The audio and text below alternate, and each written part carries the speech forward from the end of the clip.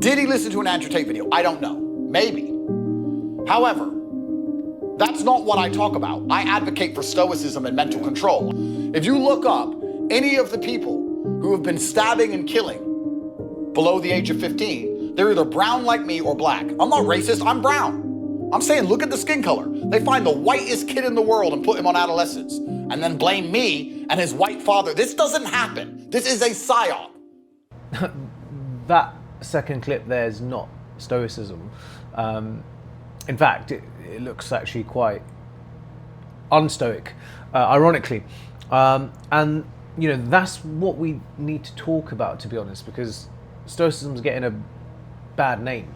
For those of you, if it's your first time here, I'm Sam, the Stoic teacher, philosophy and theology graduate from the University of Cambridge, and I have the pleasure of being assistant head teacher in East London. And you know, I make videos about Stoicism, and unfortunately, what's happening is a lot of people are associating Stoicism with Andrew Tate or with the negative ideologies that are talked about in the Netflix show Adolescence, that we'll be talking about a bit later. Now, you know, at the moment you might be able to see I'm in San Francisco. I was just speaking at Stanford University. I was invited to speak there. It was a real pleasure or a privilege to do that. But afterwards I had this guy come to me. He's a young guy building a business around calisthenics. And he was saying how, you know, he's trying to get some women involved.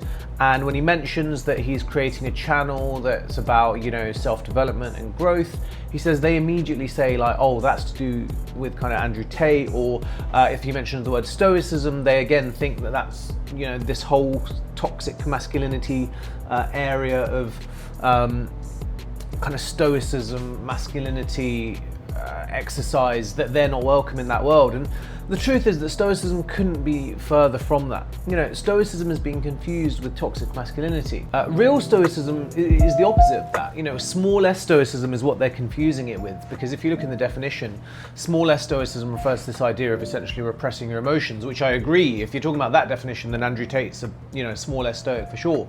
But big S Stoicism, which is the ancient philosophy of Stoicism, is very, very different. And you know, it's about being courageous, acting with justice, wisdom, and moderation. And if you're being moderate, you're not going to be, you know, shouting at the top of your voice there in the way that he was, particularly around what he was talking about. It went into this kind of weird racial element.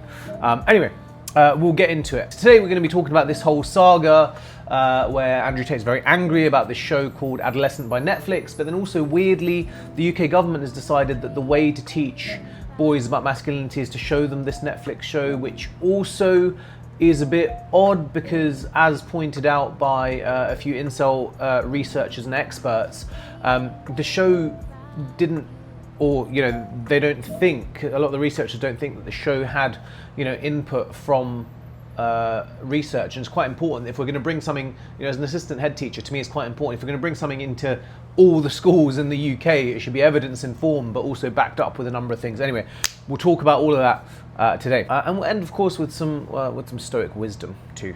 The Stoics did not advocate for emotional repression. They also didn't advocate for a number of things that Andrew Tate does talk about. So it's odd to me that there's this association, but obviously it makes sense because he himself, in his own words, has referred to himself as Stoic. But yeah, I think we're talking about two different definitions. He's talking about small s Stoicism, which is basically just condensed into a false idea of repressing emotions. When we talk about the ancient philosophy of Stoicism, we're talking about a rich philosophy from ancient history that teaches us to be courageous, to seek justice, to be wise, to do so with moderation. And there's a number of things there that just don't epitomize that, and they certainly don't epitomize this kind of incel manosphere space either.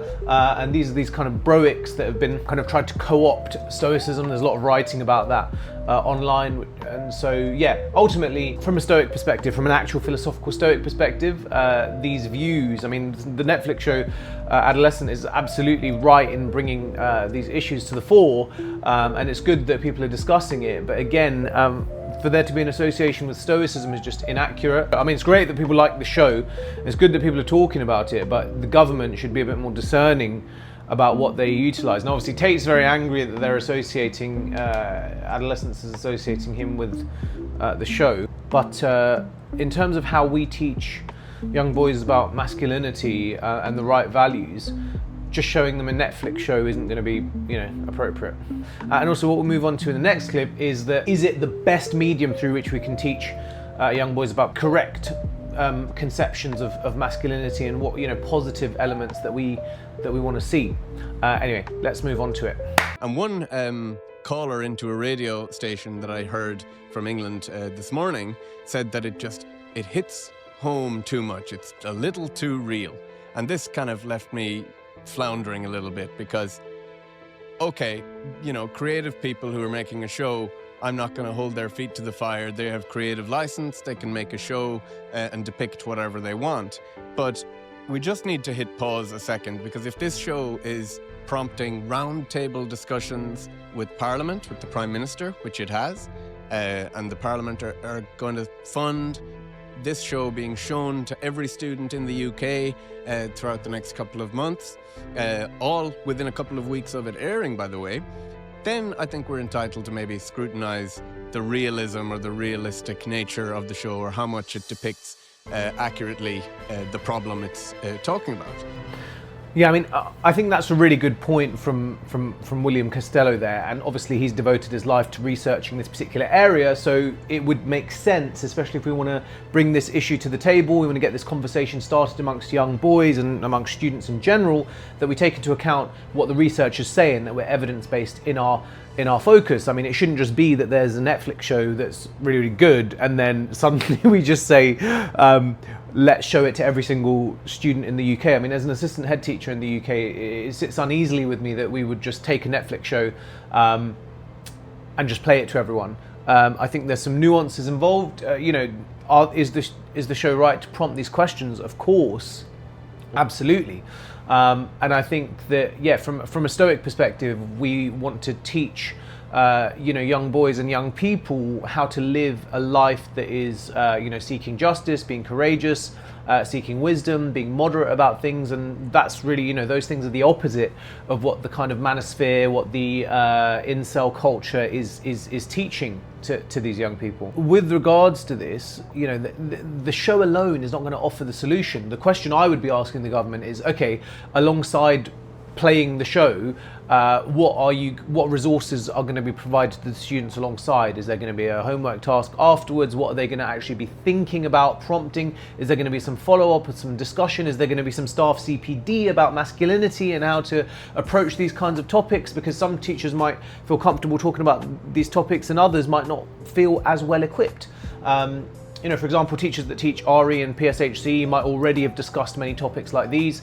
Teachers who teach, maths and science might not have touched upon this. If we're now going to be asking lots of different teachers to be having these discussions, when and how is it going to happen? What's the staff? How are we going to train our teachers up effectively to make sure this message goes in well? And what is the message? Is it evidence informed? Have we got researchers like William Costello who really understands this area involved? Because one of his concerns watching the podcast with Chris Williamson is that what you're seeing in the show with Jamie is a bullied, isolated young man. And if we're saying now we're going to show this to all the students, we have to be very careful about how, because amongst many who aren't in that space, it may well just lead to further isolation for those students who are already involved. How are we going to mitigate these things? So I think that there just needs to be some nuance, and from a Stoic perspective, the virtue of moderation has to come in, and we think about how we're going to do this. But I guess if there's two key things I want you to kind of take away from this video, is one, that Stoicism is a tool that will help us in this kind of battle to instill the right values, so that we can steer away from this kind of this violence and this negativity. But also the second thing is just around, from an educator perspective, we need to be evidence-based about what we're doing. I mean, what is the evidence base that we're utilizing to say Netflix can be rolled out to every single child across the country? And how's it going to be done? So those are some of the key questions. My conclusion would be Andrew Tate needs to be more Stoic, actual Stoic, not small s broic / Stoic, which he already is. And the government, the UK government needs to be a bit more Stoic. It needs to be moderate and also be wise in how it's selecting these things. Have they spoken to researchers? Is this evidence informed? How are we going to do this? So Is Andrew Tate a Stoic? Well, that depends on your definition. Is he a small s Stoic, which is, not the philosophy of Stoicism? Yeah, 10 out of 10. Repress emotions, get very angry. If you watch the full interview that those clips are from, there's some dodgy stuff going on there to some extent. But anyway, I won't get into that too much. I mean, yeah, sure, he's definitely, disciplined, top kickboxer, bench presses a lot. Consistently on the Smith machine, he's small s Stoic, he's disciplined, so on and so forth. In terms of the actual philosophy of Stoicism, there's really nothing there from what I've seen. It would be generous to give a 2 out of 10 just on the basis of the kind of discipline and those elements that we talked about. But yeah, I mean, really, yeah, no. The answer is no. In terms of the government, the UK government being kind of stoic and wise around this, I mean, if they're not careful, they could end up, this could get botched if you're just going to play this clip to everyone without kind of proper planning around it. And also, is this the best way? Or actually, could we just build out some quality schemes of learning around these topics and, get some really good training for staff in how we're going to address these things? That for me would be the Stoic response. But in any case, that's the answer. Adolescence starts a conversation, but in terms of, is it the best possible teaching tool? Is it evidence informed? I mean, I don't think so. I think it's just a really, really good Netflix show. In any case, I'm going to be making a bunch more videos on the philosophy of Stoicism and on how it helped me lose over 100 pounds of weight. And so if you're someone that's looking to lose 100 pounds of weight, or just in general to improve your life, or you're just interested in Stoicism and just interested in interesting topics, then do subscribe. Follow me for some more ancient wisdom from modern times, and I'll see you next time. Bye now.